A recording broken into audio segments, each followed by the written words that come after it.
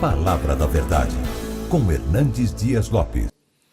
Hoje eu quero, diferentemente do que tenho feito em outras ocasiões, trazer à memória esclarecida de vocês um pequeno esboço,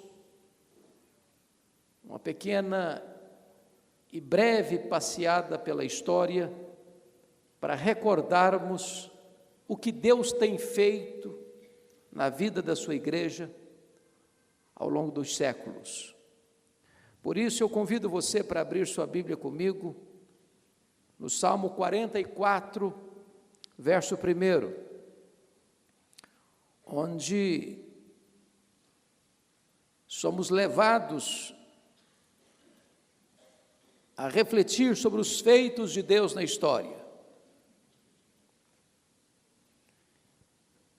Salmo 44, verso 1, diz o seguinte: ouvimos, ó Deus, com os próprios ouvidos, nossos pais nos têm contado o que outrora fizeste em seus dias. O que Deus fez no passado precisa ser contado, precisa ser conhecido, precisa ser passado de geração em geração, porque a história será a nossa pedagoga, ou a história será a nossa coveira. Aqueles que não aprendem da história estão fadados a repetir os seus mesmos erros. Por isso eu gostaria nesta noite de relembrar e trazer à memória esclarecida de vocês alguns desses fatos do passado. E eu queria começar com o programa que Jesus Cristo deu à igreja, em Atos 1:8. Ele que veio do céu à terra, ele que nasceu numa manjedoura, que cresceu numa carpintaria, que morreu numa cruz, que deixou o seu túmulo vazio, disse para a sua igreja: mas recebereis poder ao descer sobre vós o Espírito Santo, e sereis minhas testemunhas, tanto em Jerusalém, como em toda a Judéia e Samaria e até os confins da terra. E aqui tem uma promessa, o poder do Espírito Santo. Aqui tem um programa, a evangelização em Jerusalém, na Judéia, em Samaria e até os confins da terra. E o livro de Atos dos Apóstolos desenvolve este programa, porque Atos 1:7 o evangelho se concentra em Jerusalém, na Judéia. Em Atos capítulo 8 o evangelho abre as suas fronteiras e alcança Samaria. A partir do capítulo 9 até o capítulo 28, o evangelho avança para os confins da terra. Tendo o capítulo 13 e 14, a primeira viagem missionária de Paulo e Barnabé, naquilo que nós chamamos da Galácia do Sul. Capítulos 16, 17 e 18, a segunda viagem missionária de Paulo, no que nós chamamos da Macedônia e Acaia. Capítulos 19 e 20, a terceira viagem missionária de Paulo, centralizando a sua atenção na Ásia Menor, especialmente na cidade de Éfeso. E depois nós vamos alcançar a cidade de Roma. Quando termina o capítulo 28, Paulo está em Roma. Portanto, em 50 anos, o evangelho sai de Jerusalém, uma pequena cidade, uma das províncias do império, e chega à capital do Império Romano. Mas a partir daí, a Bíblia silencia o seu registro. Mas nós precisamos ser tomados pela mão e prosseguir um pouco mais, para entender os grandes feitos de Deus. Vocês sabem que no Império Romano começa com Augusto, depois Tibério César, depois Calígula, depois Cláudio, depois Nero. E Nero assume o governo em outubro de 54. Ele era um homem perverso, ele era um homem cruel, ele era um homem devasso, que manda matar membros da sua família, inclusive a sua própria mãe. E chega o ano 64, quando muda a história do cristianismo, porque exatamente no dia 17 de julho do ano 64, uma tragédia acontece no Império. A cidade de Roma é incendiada, e incendiada pelo próprio imperador. Foram 6 dias e 7 noites de incêndio, de 17 de julho a 24 de julho. A cidade de Roma foi devastada. Dos 14 bairros de Roma, 10 deles foram destruídos. Os 4 bairros restantes, densamente povoados por judeus e cristãos, dão a Nero um álibi para botar a culpa do incêndio de Roma nos crentes. Começa um massacre, começa uma chacina, os crentes são crucificados, os crentes são queimados vivos, e começa então uma brutal e sangrenta perseguição sobre a igreja. Ano 66, explode uma rebelião dos judeus em Cesareia Marítima, e Roma manda para lá o general Tito, para tentar contornar essa rebelião. Ano 68, Nero está numa situação insustentável com o Senado romano, ele é deposto pelo Senado e comete suicídio. Ano 70, a rebelião em Israel está incontrolável, e o general Tito invade Jerusalém. Segundo a profecia de Jesus, ele destrói o templo de Jerusalém, e ele promove a maior diáspora dos judeus de todos os tempos, desde o ano 70 a 14 de maio de 1948, quando Israel retorna ao seu território. Nesse mesmo ano 70, Vespasiano inaugura em Roma o conhecido Coliseu Romano, que vai ser um anfiteatro de morte, onde os cristãos vão ser jogados nas arenas para serem mortos pelos gladiadores, enrolados em peles de animais para serem devorados pelos cães, pisados pelos touros e destruídos pelos leões esfaimados da Líbia. Um verdadeiro massacre aos cristãos. Ano 81, assume o governo de Roma Domiciano, chamado de o segundo Nero, por causa da crueldade com que ele atacou a igreja de Deus. Este é o primeiro imperador romano a rogar para si o título de Senhor e Deus.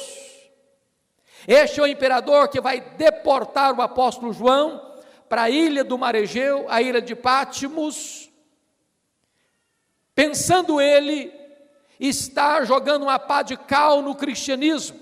E vale destacar que a essas alturas, todos os apóstolos de Cristo estavam mortos, e mortos pelo viés do martírio. João era o único representante do colégio apostólico vivo.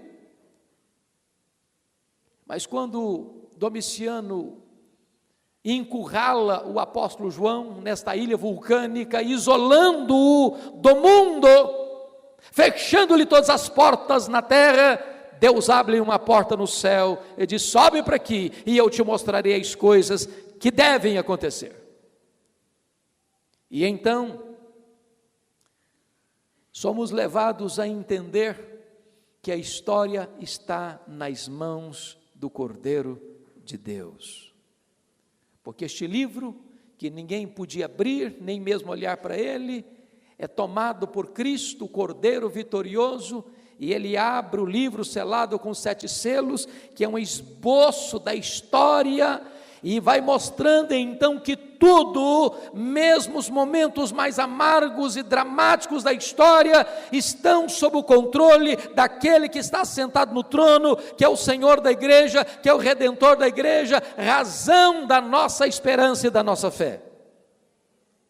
Pois bem, queridos, a perseguição prossegue com outros imperadores, como Marco Aurélio, como Sétimo Severo, como Décio, como Diocleciano, e a perseguição vai aumentando, vai crescendo, vai se avolumando, e os crentes em Cristo precisam viver escondidos nos antros da terra, nas cavernas, nas catacumbas de Roma. O massacre, a perseguição crudelíssima, Mas quanto mais sangue é derramado, mais a igreja floresce, mais a igreja cresce, mais a igreja se fortalece. Até que chega o ano 313, um edito de Milão, consegue-se ver que não se pode destruir esta igreja pelo poder das armas, pela crueldade e fúria dos homens. E então Constantino, que tem uma experiência numa batalha que trava, quando ele vê uma cruz, e escrito, com esse sinal vencerás, e ele disse, se ele ganhasse aquela batalha, ele mudaria o rumo da sua vida e da sua história, e ele ganha essa batalha, e cessa então de se perseguir a igreja cristã, e o próprio imperador se declara cristão, e cessa então a perseguição ao cristianismo. E aqui é um ponto que eu chamo a sua atenção. Com o término da perseguição à igreja cristã, muitas coisas boas aconteceram certamente. Primeiro, que os cristãos não são mais torturados, nem martirizados. Segundo, é que os cristãos que tinham seus bens expoliados, têm os seus bens devolvidos. Terceiro, que os cristãos que não tinham liberdade de se reunirem em lugares públicos, agora não só se reúnem em lugares públicos, mas têm templos construídos para se reunirem. Mas houve um problema seríssimo, porque agora a porta de entrada da igreja não era mais a conversão, a porta de entrada da igreja agora era a conveniência. Agora ser crente não é mais correr o risco de ser morto pela sua fé. Agora ser crente é receber os aplausos do império e as benesses do Estado. Agora ser crente não é mais um ato de coragem. Agora muitas vezes é uma decisão de conveniência. E as pessoas começaram a vir para a igreja cristã, trazendo a sua bagagem de paganismo, trazendo suas crendices do politeísmo, trazendo todas as influências nocivas e perigosas de falsas doutrinas, adentrando a igreja. E aí, meus irmãos, a igreja começa a se corromper. De que maneira? Se vocês perceberem, esse período inicial da igreja, que nós chamaríamos do 5º ou 15º século, período dos pais da igreja, ou da patrística, ou da patrologia, a doutrina de Cristo foi muito atacada, até que chega o ano 325, Constantino ainda está no poder, e um bispo, ou melhor, um presbítero de Alexandria, no Egito, chamado Ário, começa a pregar que Jesus Cristo não era Deus, coigual, coeterno e consubstancial com o Pai, que ele tinha sido a primeira criatura de Deus antes da criação do universo.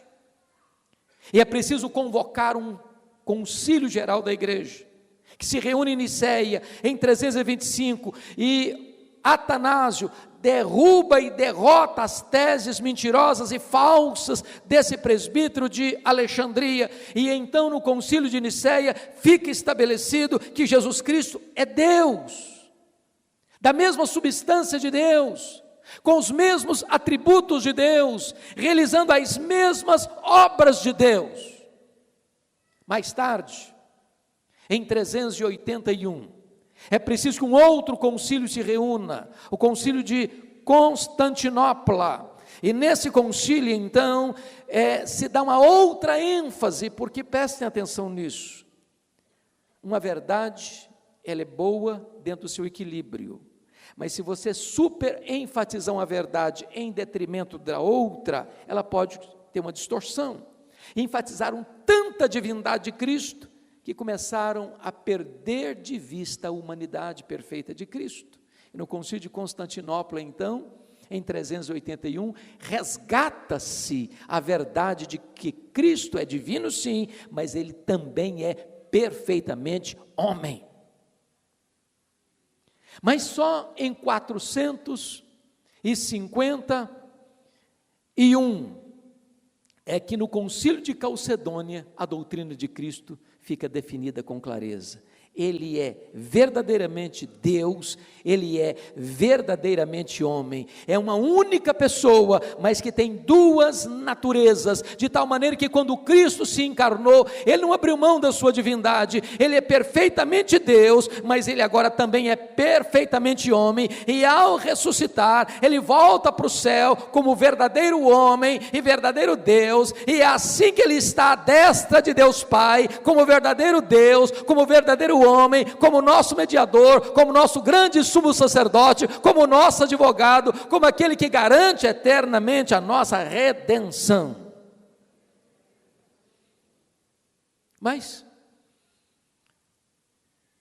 quando chega o segundo período da grande história, nós chamamos do 5º ou 15º século, período da Idade Média, ou escolástica, a igreja foi perdendo a sua integridade doutrinária, até que chegamos o ano de 604, e se disputava entre as 5 principais cidades do mundo, no que tange ao universo religioso, hegemonia de poder dos bispos, Roma no ocidente, Constantinopla no oriente, Alexandria no Egito, Antioquia da Síria, terceira maior cidade do mundo, e Jerusalém.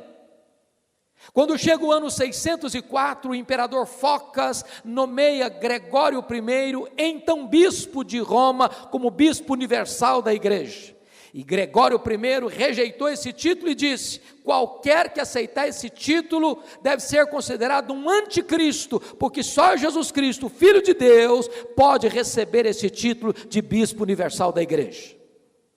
Mas em 607, Focas nomeia Bonifácio III, e Bonifácio III aceita o título de bispo universal, e começa aqui em 604, o que nós chamamos de papado. Talvez você levante uma pergunta: bom, eu não estou entendendo uma coisa, eu já li em livros de história, lista de papas a partir de Pedro, como assim o papado só começou em 607, e essa lista de papas de Pedro a 607, aqui está um dos pontos mais importantes da história, irmãos. Surge na França, por volta do ano 800, um documento forjado, falsificado, chamado as Falsas Decretais de Isidoro. Esse documento sustentou a legitimidade do papado por séculos, recuando a instituição do papado a Pedro, entendendo equivocadamente Mateus 16, 18, eu também te digo que tu és Pedro, e sobre esta pedra eu edificarei minha igreja, como se Jesus Cristo estivesse dizendo que Pedro era a pedra sobre a qual a igreja está edificada. Se você quiser conhecer um pouco mais sobre esse assunto, sugiro a você a ler o livro O Papa e o Concílio, de Janus, cujo prefácio foi feito pelo grande tribuno baiano, brasileiro, Rui Barbosa. E vale destacar que Rui Barbosa era católico. E é curioso que nessa obra, O Papa e o Concílio, 70% da obra é o prefácio. Eu nunca vi nada igual em literatura. O prefácio era a obra. E Rui Barbosa desbanca essa ideia e revela que um das maiores engodos e falsidades literárias do mundo foi esse documento falso, tentando dar legitimidade ao papado, chamado as Falsas Decretais de Isidoro. A partir daí, então, o papado começa a se corromper. Desvios doutrinários graves começaram a entrar na igreja. Maria passa a ser adorada como mãe de Deus, como mediadora, como corredentora, mais tarde, como rainha do céu, o purgatório, a transubstanciação, o perdão de pecados, a veneração aos santos, as indulgências, o culto aos mortos, a invocação de mortos, a oração mediada por muitos santos. E desta maneira, a igreja foi se corrompendo e se afastando das Escrituras, se apartando da sã doutrina. A igreja foi se fortalecendo politicamente e economicamente, até que Deus prepara o cenário para que isso mude. E vale destacar, irmãos, que Deus começa com um movimento cultural no norte da Itália, no século 14, 15, chamado de Renascença. E a Renascença tira das mãos da igreja as 5 áreas mais importantes que a igreja monopolizava. Primeiro, a economia. A igreja é quem dominava o mundo econômico. Até que nas viagens internacionais, nas conquistas de novos mundos e novos horizontes, com as viagens, com a descoberta das Índias, da América, do Brasil, uma nova classe social surge na Europa, chamada de burguesia, e tira o poder econômico das mãos da igreja. A segunda área, a área das artes. A igreja que determinava as artes. Quando um pintor ia pintar um quadro do rosto de alguém, pintava o rosto dele, mas o corpo dele tinha que ser o corpo de um santo. Até que Miguel Ângelo, Leonardo da Vinci, quebram esse padrão e tira as artes das mãos da igreja. Terceira ciência, era a igreja que dizia o que era verdade científica e o que não era. Até que Nicolau Copérnico vai fazer uma afirmação categórica de que o mundo não é geocêntrico, mas heliocêntrico, que a Terra não é o centro, mas é que o Sol é que é o centro e a Terra gira ao redor do Sol. Nicolau Copérnico não teve coragem de expressar suas convicções, a não ser no final da sua vida. Mas o seu discípulo Galileu Galilei, ao expressá-lo, foi preso. E ele precisou negar suas convicções científicas para não ser morto pela Inquisição. E perguntaram para ele: você nega que a Terra gira em torno do Sol? Ele diz: eu nego, mas que gira, gira.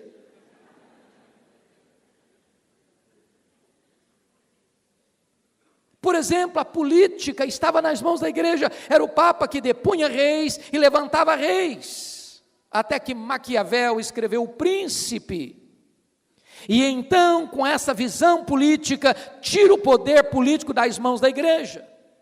A quinta área era a religião. A igreja é quem determinava a verdade, porque a Bíblia era tirada do povo, o povo não podia ler a Bíblia.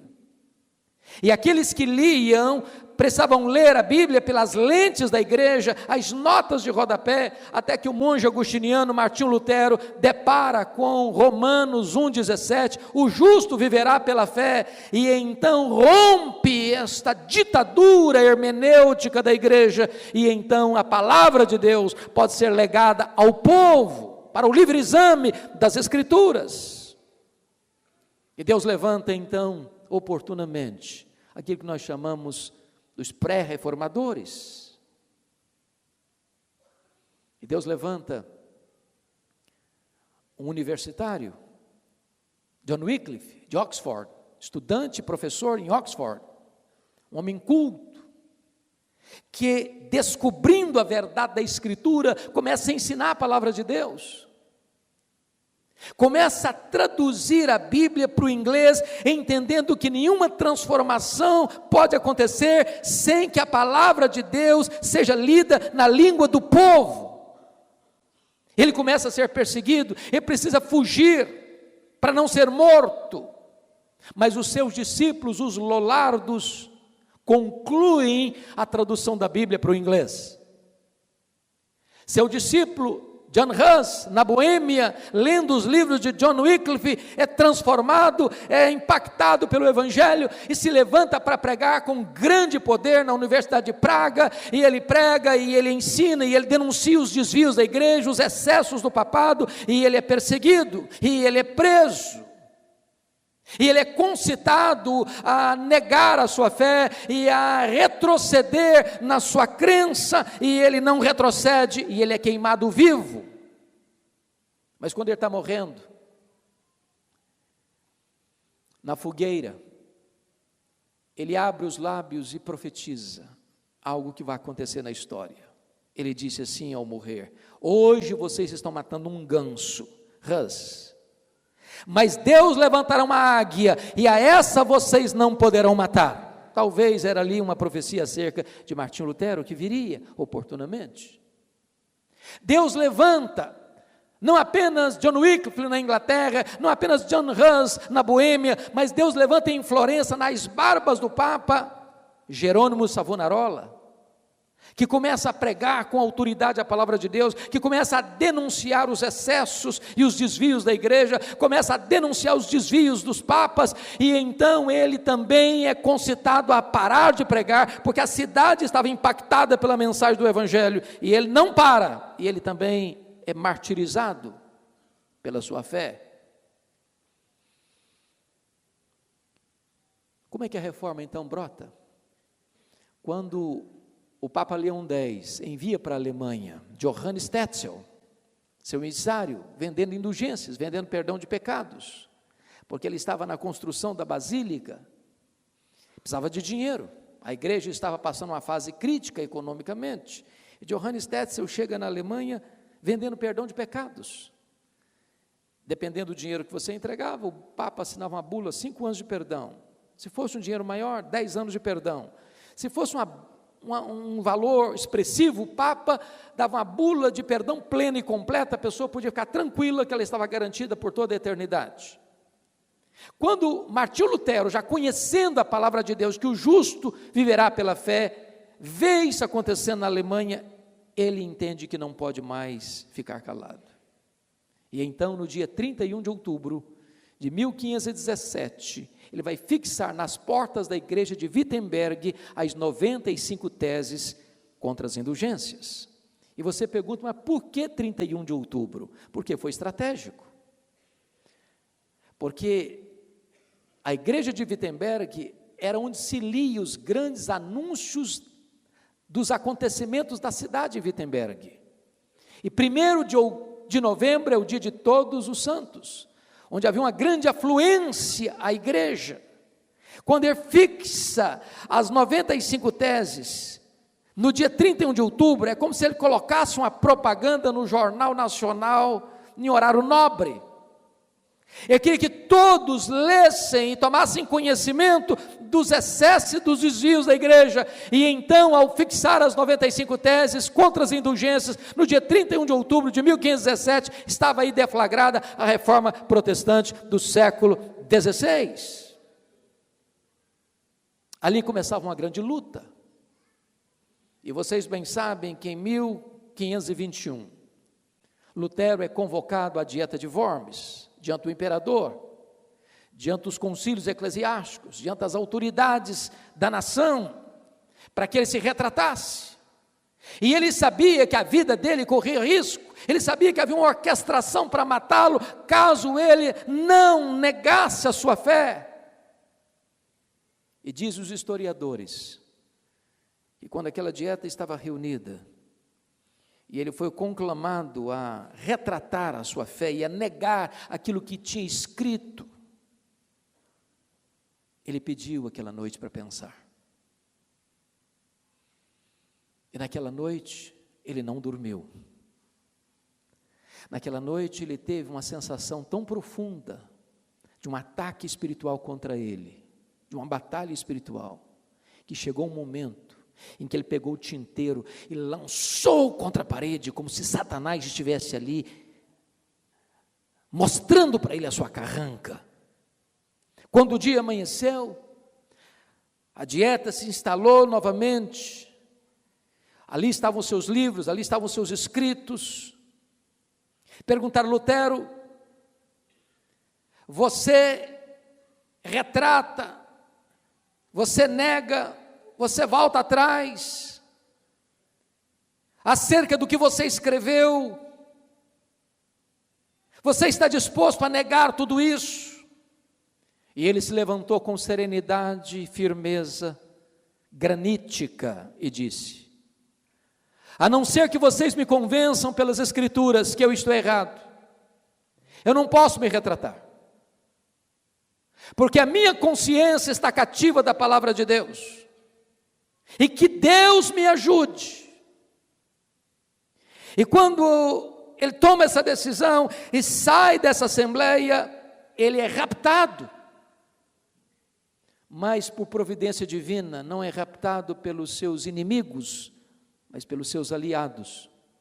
E levado a um castelo, onde trabalha arduamente para a tradução da Bíblia para a língua alemã. Mas Deus levanta outros homens para erguerem a bandeira da reforma, como o francês João Calvino, que se declara protestante em 1533, tinha uma formação clássica porque estudou direito, estudou os clássicos, de uma mente peregrina, de uma personalidade prismática, que aos 26 anos de idade já havia escrito o livro mais importante da Reforma, As Institutas da Religião Cristã, que foi um desenvolvimento do credo apostólico em 4 livros: creio em Deus Pai, creio em Deus Filho, creio em Deus Espírito Santo, creio na igreja. E Calvino fugia da França por causa da terrível perseguição que se abateu sobre a França, passando por Genebra. Guilherme Farel disse para ele: você precisa me ajudar, Calvino. Ele diz: eu não posso ficar, eu estou indo adiante. Ele disse: se você não ficar em Genebra, eu vou orar a Deus imprecatoriamente para Deus amaldiçoar a sua vida. Ele disse: desse jeito não tem como, eu vou ficar. E ficou. Começou a pregar. A cidade estava corrompida, mas a cidade não estava preparada ainda. E logo em seguida expulsaram Calvino de Genebra, expulsaram Guilherme Farel de Genebra, e eles foram então para Estrasburgo e ficaram lá 3 anos pastoreando uma igreja. A cidade de Genebra se corrompeu ao extremo. Escreveram para Calvino convidando para voltar a Genebra. Depois de algumas exigências que ele fez, exigências essas que foram aceitas, ele retorna. Retorna em 1541 e fica ali até a sua morte, em 1604. 1564. Quando ele retorna, eu acho curioso isso, porque ele era um pregador expositivo, ele pregava livro por livro, capítulo por capítulo, versículo por versículo. E ao retornar 3 anos depois, ele chega para a igreja e pergunta: onde foi que nós paramos mesmo? E dali ele continuou a expor a Bíblia. Foi talvez o homem mais importante da reforma. Se Lutero foi o coração, Calvino foi o cérebro. Ele foi o grande sistematizador das doutrinas da reforma. Ele foi o grande consultor de todos os pastores da época, em grandes momentos da história. Foi o pai da academia e influenciou não só a igreja, não só a teologia, influenciou a economia, influenciou o pensamento da época, e ele foi aquele que formou missionários para o mundo, inclusive para o Brasil, enviando 14 missionários a pedido de Villegagnon, missionários esses que foram, alguns deles, torturados e mortos em terras brasileiras. Deus levantou Zwinglio, em Zurique. Deus levantou John Knox, na Escócia. É importante entender isso, e eu vou daqui a pouco mencionar esse fato. Com a perseguição de Maria Tudor na Inglaterra, John Knox foge da Escócia e vai ficar com Calvino em Genebra. Mas com a morte de Maria Tudor em 1558, em 1559, John Knox retorna à Escócia. E 1 ano só, irmãos, a história do seu país muda, e a Escócia se torna presbiteriana. Esse homem, chamado pai do presbiterianismo, era um homem de oração, um homem fervoroso, e a sua esposa o encontrava em lágrimas no seu quarto, orando a Deus e dizendo: Senhor, dá-me a Escócia para Jesus, senão eu morro. Pois bem, queridos, a reforma não chegou até nós, como alguém já orou aqui, sem lágrimas e sem sangue. Se nós não conhecermos isso, nós não vamos valorizar o legado que recebemos, se não vejamos. Vamos um pouquinho para a França, 1559. levanta-se na França a rainha Catarina de Médicis, que persegue de forma dura e implacável os protestantes da França, chamado de huguenotes. E todos vocês que já leram um livro de história se lembram da fatídica noite de 24 de agosto de 1572, a noite de São Bartolomeu, que por ordem de Catarina de Médicis e orientação do Papa, 70.000 huguenotes foram mortos traiçoeiramente naquela noite, um banho de sangue. Filipe II, rei da Espanha, genro de Catarina de Médicis, aplaude a sua sogra por essa carnificina e orienta ela para proibir ser protestante na França, e então se lança um edito proibindo ser protestante na França, e começam a perseguição contínua e progressiva naquele país. Os nossos irmãos nos legaram o Evangelho com sangue. Quando você vai para a Alemanha, começa, por orientação dos jesuítas, uma guerra na Alemanha, chamada Guerra dos 30 Anos, onde 13 milhões de pessoas foram mortas, em 1618 a 1648, uma carnificina, uma chacina, um banho de sangue. Muitos irmãos nossos tombaram no campo de batalha, para levantar a bandeira do Evangelho. Eu estava pregando, pastor Marcos, em Belo Horizonte, há alguns anos, e uma moça me procurou, disse: pastor, eu estou pensando em deixar a igreja presbiteriana. Eu falei: por que, filha?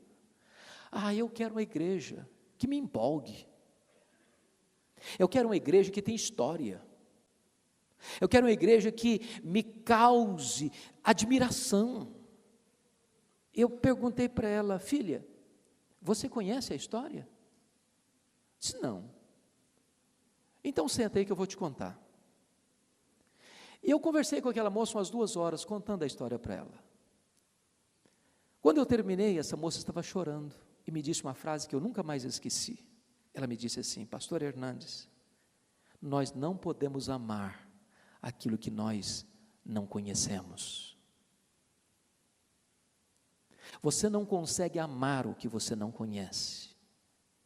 É por isso que é importante você saber o que está acontecendo na história da igreja, para entender quanto foi pago para que este evangelho chegasse até nós. Convido você para dar uma pulada na Holanda. Há uma batalha religiosa lá na Holanda. 1618, 1619, a teologia está passando um momento difícil, porque não sei se vocês se recordam, em 416, no Sínodo de Cartago, Agostinho de Hipona enfrenta Pelágio. Pelágio pregava naquela época lá que o homem hoje é como Adão antes da queda, o pecado não atingiu, todo ser humano é livre como Adão era antes da queda, o homem é quem escolhe Deus e não Deus escolhe o homem tem plena liberdade e capacidade de fazer o bem por si mesmo, fora da graça de Deus, e Agostinho derrota as teses de Pelágio no Sínodo de Cartago em 416, pois o semi-pelagianismo está de volta na Holanda.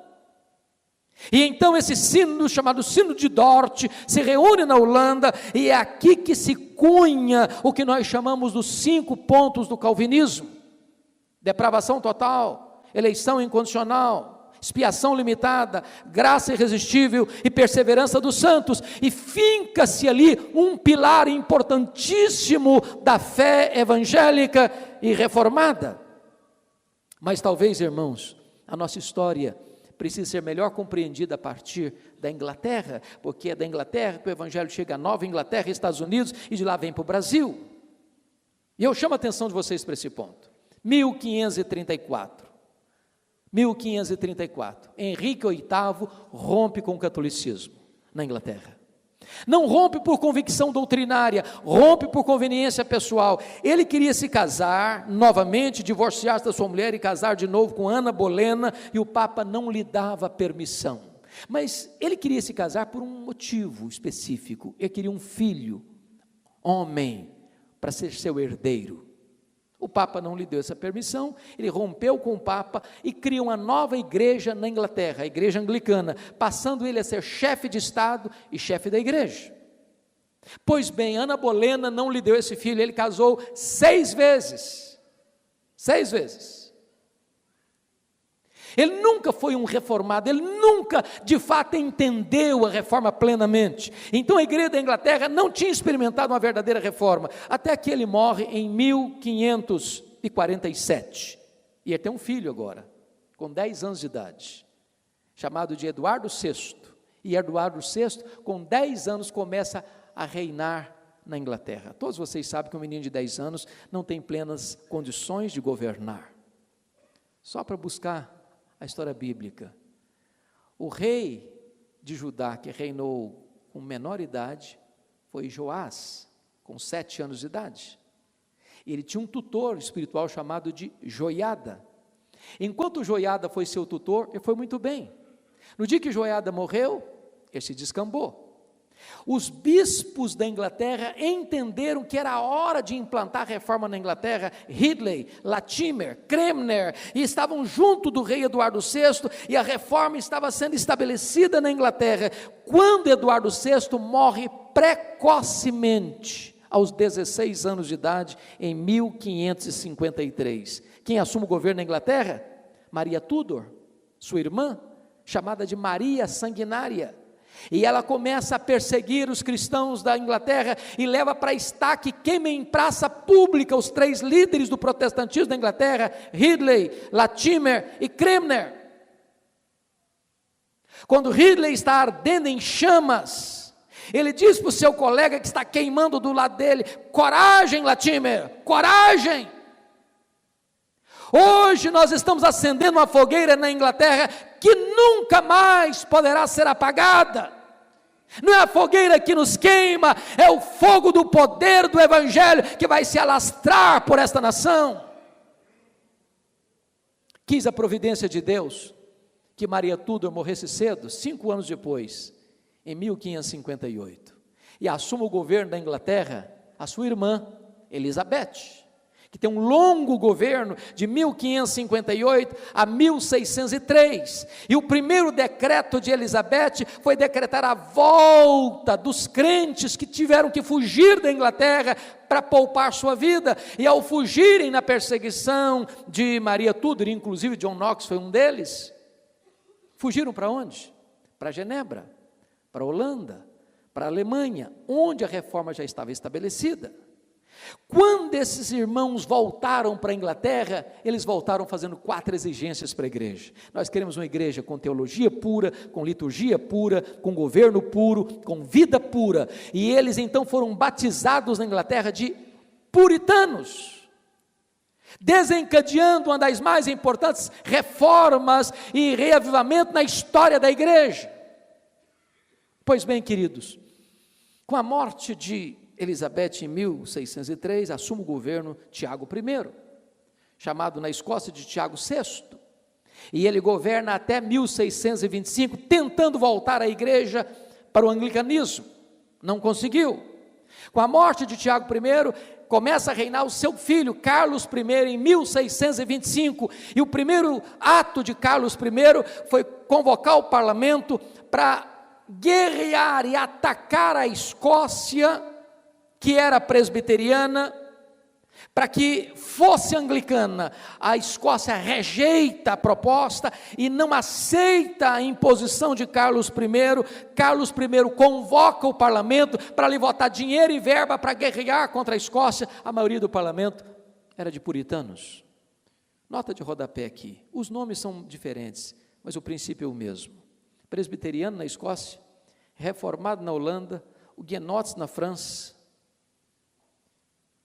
e puritanos na Inglaterra. O que acontece? O que acontece? O parlamento não, maioria puritana, não apoia o Carlos I e começa uma guerra civil na Inglaterra.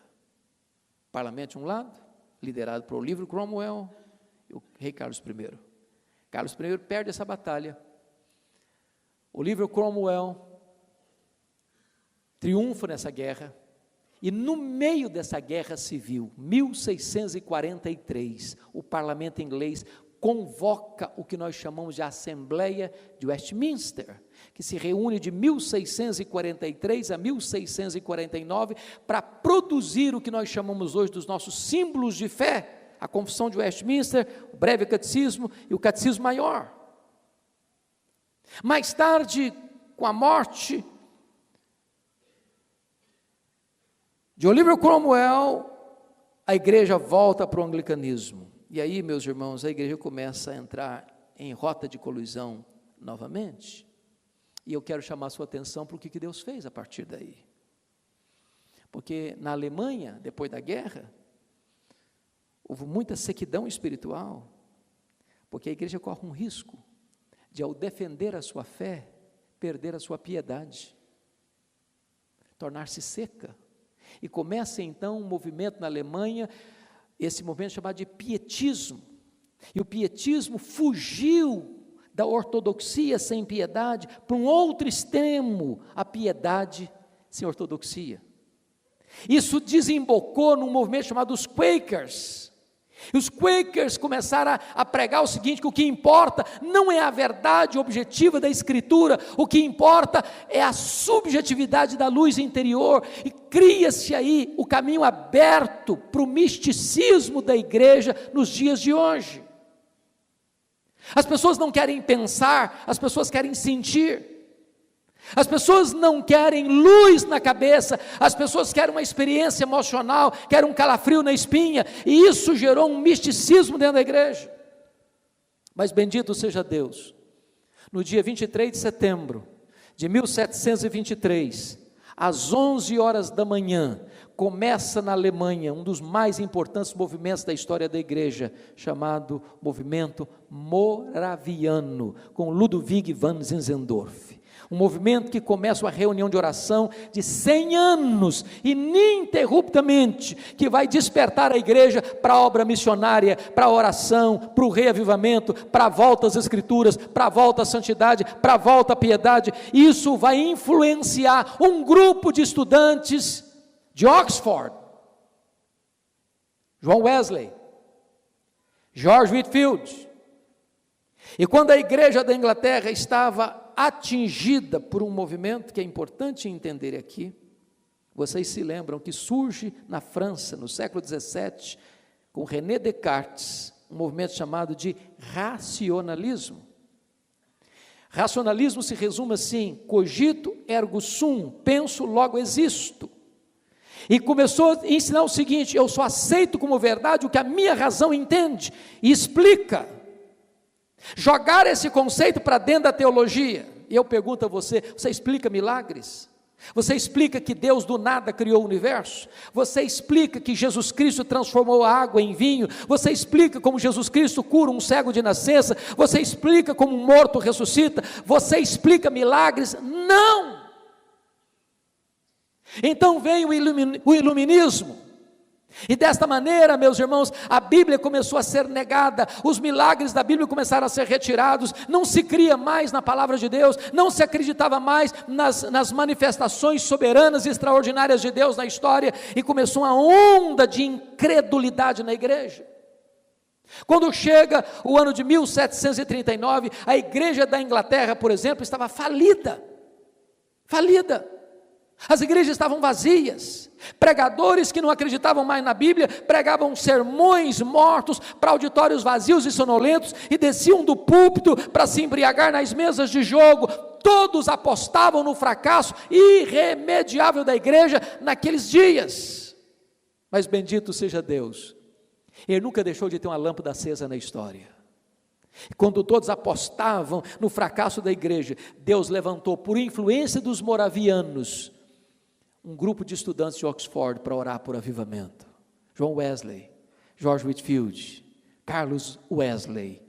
E foi numa reunião de oração de 31 de dezembro de 1739, às 3 horas da madrugada, que naquela reunião de oração, os céus se fenderam, o Espírito Santo desceu sobre aqueles jovens, e eles, cheios do Espírito Santo, se levantaram para pregar, e eles começaram a pregar, as igrejas se encheram de gente faminta de Deus, nas praças as pessoas disputavam espaço para ouvir a palavra de Deus, e este avivamento varreu toda a Inglaterra, e diz os historiadores que foi este avivamento inglês que salvou a Inglaterra do banho de sangue da Revolução Francesa. Se você perceber, chega o século XIX, a igreja está novamente passando uma fase crítica. Sabem por quê? Porque o racionalismo, o iluminismo entrou na teologia e começou a destruir os seminários. Irmãos, deixa eu dizer uma coisa importante aqui para vocês.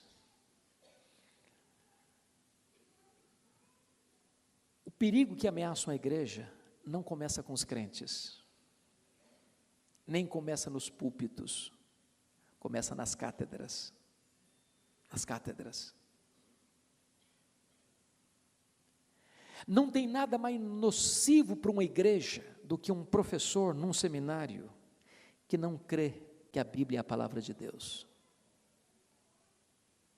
Os seminários que formaram teólogos, pastores, missionários para o mundo, foram tomados de assaltos pelos liberais da época. Não acreditavam mais na Bíblia. Chega o século XIX, a igreja está varrida pelo liberalismo.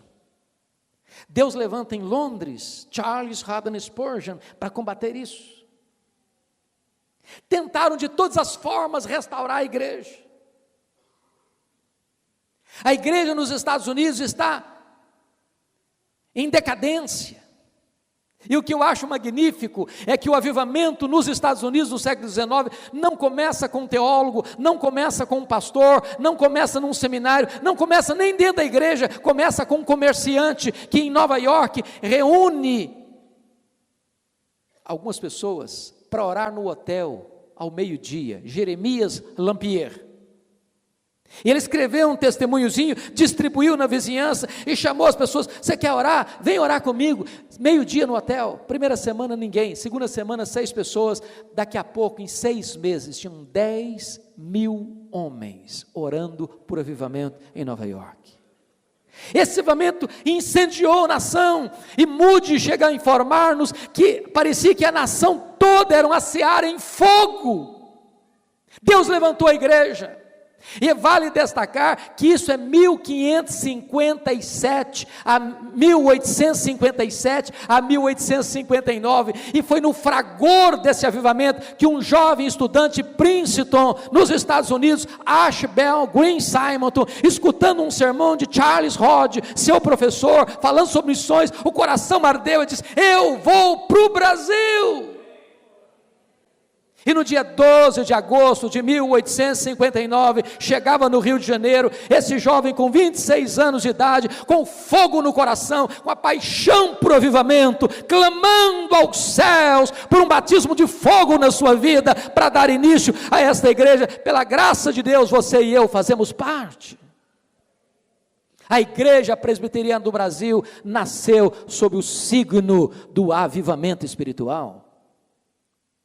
Naquele mesmo século, lá no século XIX, lá na Escócia, a igreja estava em crise, e Deus levantou um pastor presbiteriano com 29 anos de idade, ele morre com 20 anos de idade, Robert McKean, para buscar o avivamento. O que eu acho maravilhoso é que ele mesmo não experimentou o avivamento. Foi quem o substituiu, uma pessoa sem a expressão dele, Chalmers, quem experimentou o avivamento. Mas esse homem era um homem tão santo de Deus, que quando ele morreu, dizem os seus biógrafos, que quando ele se levantava para pregar, antes de ler a Bíblia, só em olhar para ele, as pessoas começavam a chorar. Estava a intimidade dele com Deus.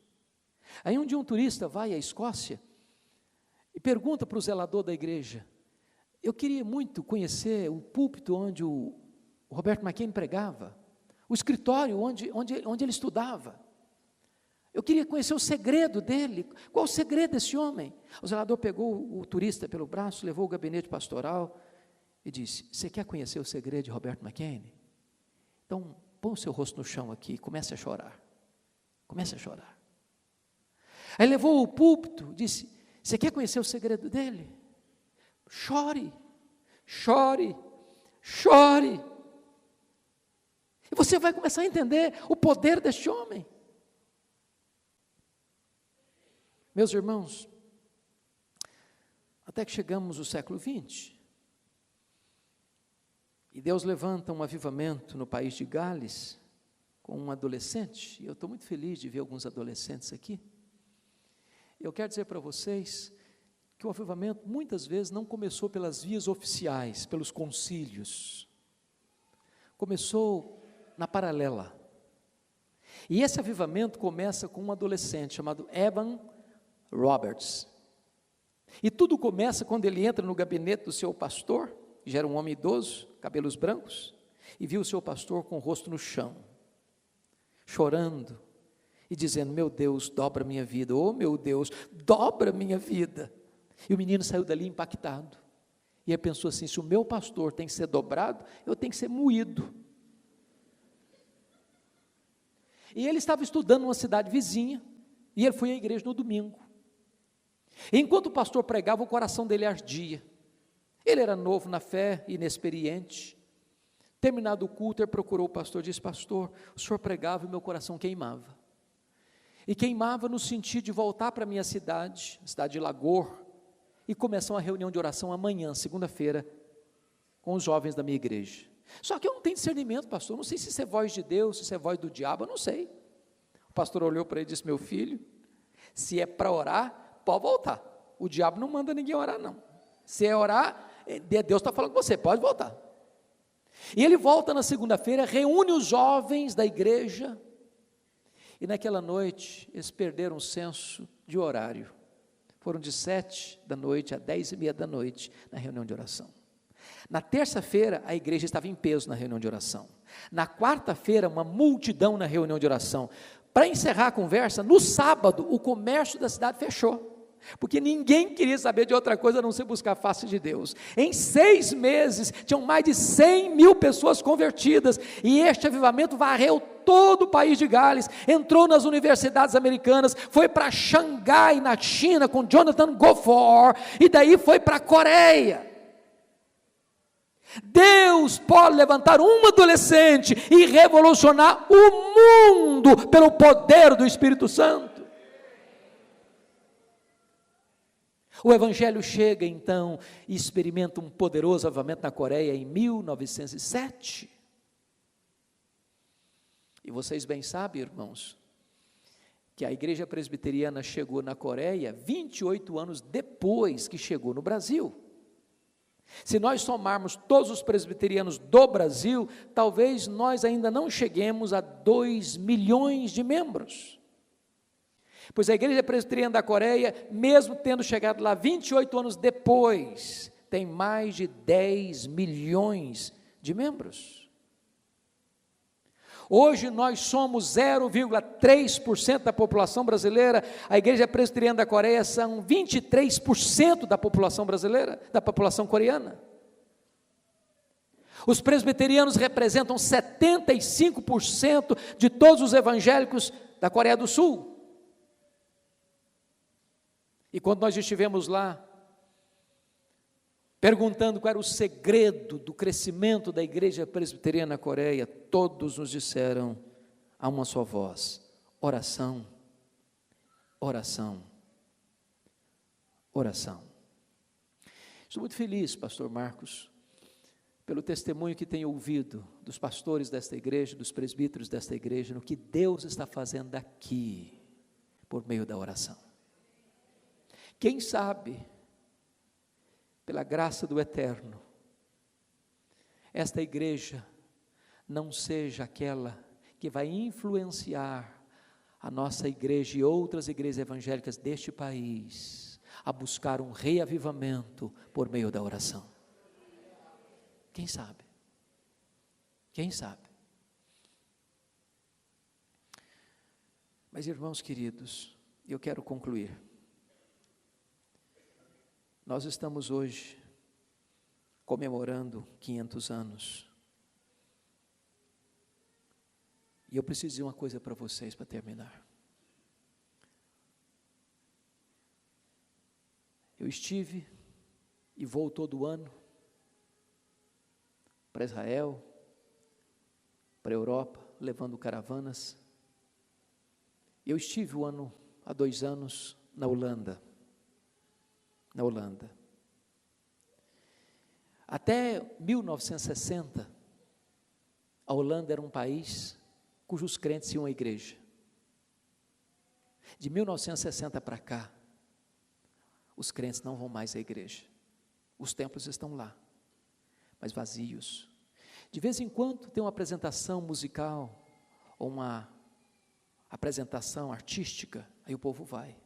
A igreja da Holanda se perdeu numa única geração. Dali eu fui para a Escócia, berço do presbiterianismo, a terra de John Knox. Fomos para Edimburgo, a capital, o templo principal da praça, perto do castelo. Quando eu entrei, sabe o que eu vi lá dentro? Não foi um púlpito, não foram bancos. O que tem lá dentro é um bar. A igreja está morta. Dali nós fomos para a Inglaterra. A Inglaterra dos grandes avivamentos. A Inglaterra de John Wesley. A Inglaterra de George Whitefield. De William Carey. De William Wilberforce. A Inglaterra de John Charles Ryle. De Charles Haddon Spurgeon. De Mark Lloyd Jones. John Stott. Hoje menos de 4% dos ingleses frequentam a igreja protestante, evangélica, na Inglaterra. Os templos estão sendo vendidos, transformados em museus, em boates, em mesquitas muçulmanas. Você vai para os Estados Unidos, e você conhece as chamadas dead churches, igrejas mortas, grandes templos, vazios. Seminários que formaram missionários, teólogos e pastores para o mundo, tomados de assaltos pelos liberais, destilando veneno e morte da cátedra, que descem para os púlpitos e dos púlpitos matam as igrejas. As denominações históricas perdendo membros ano após ano, ano após ano, ano após ano. Olhem para o Brasil. E você já tem hoje no Brasil denominações inteiras que se renderam ao liberalismo, cujos professores, alguns, se levantam na classe diante dos seus alunos e perguntam: esse livro aqui é palavra de Deus? E jogam a Bíblia no chão e pisam sobre ela.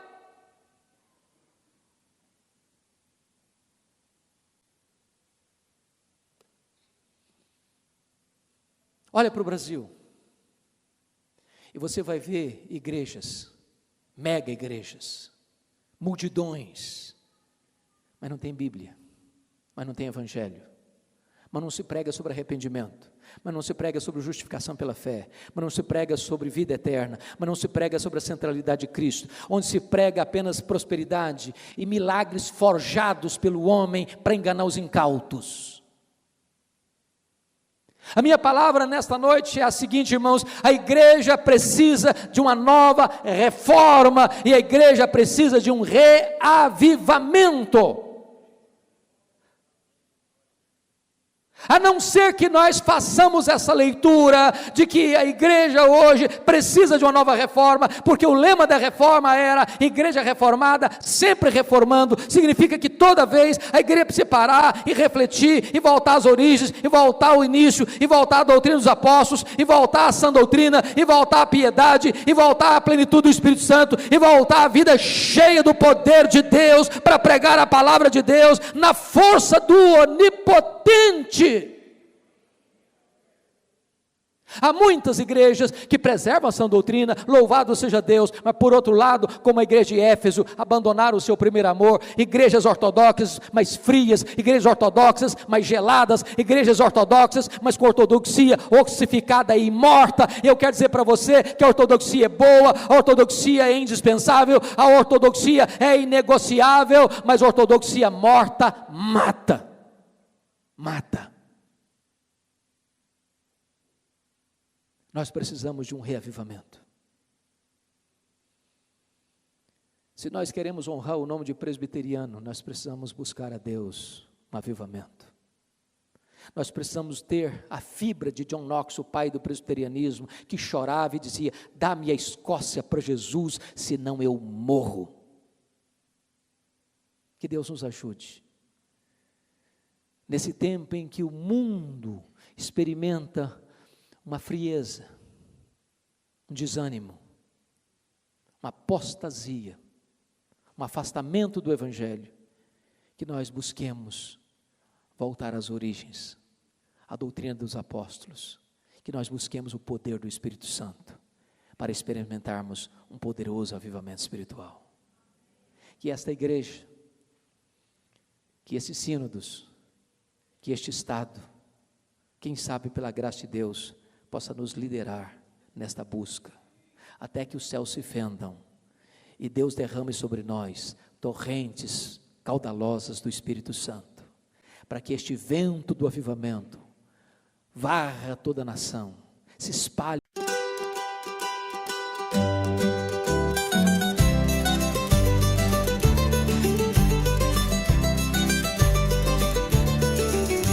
Cos'è questo amore che sento? È così strano che non ci credo. Cammino avanti e indietro, dal nulla sei entrata nel petto mio. Ogni passo mi porta a te, ogni sguardo mi brucia dentro. Sei un sogno che non va via e io non so più che fare.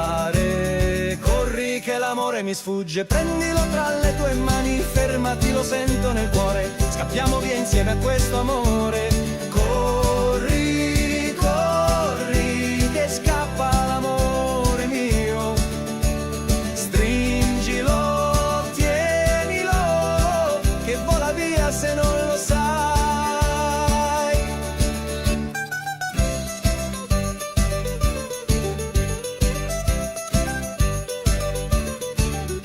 Cos'è questo fuoco che brucia?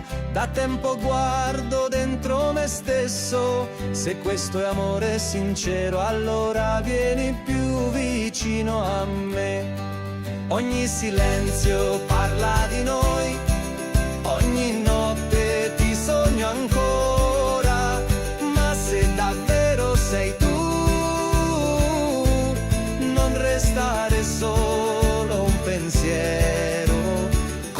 Che l'amore mi sfugge, prendilo tra le tue mani, fermati, lo sento nel cuore, scappiamo via insieme a questo amore. Corri, corri, che scappa l'amore mio, stringilo, tienilo, che vola via se non lo sai.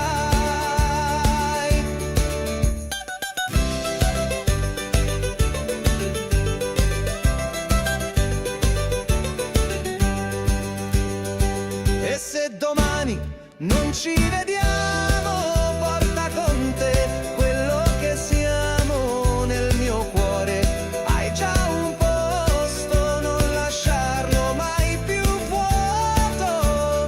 Corri che l'amore mi sfugge, prendilo tra le tue mani, fermati, lo sento nel cuore, scappiamo via insieme a questo amore. Corri amore, che il tempo ci guarda, fermati adesso o l'amore ci scappa.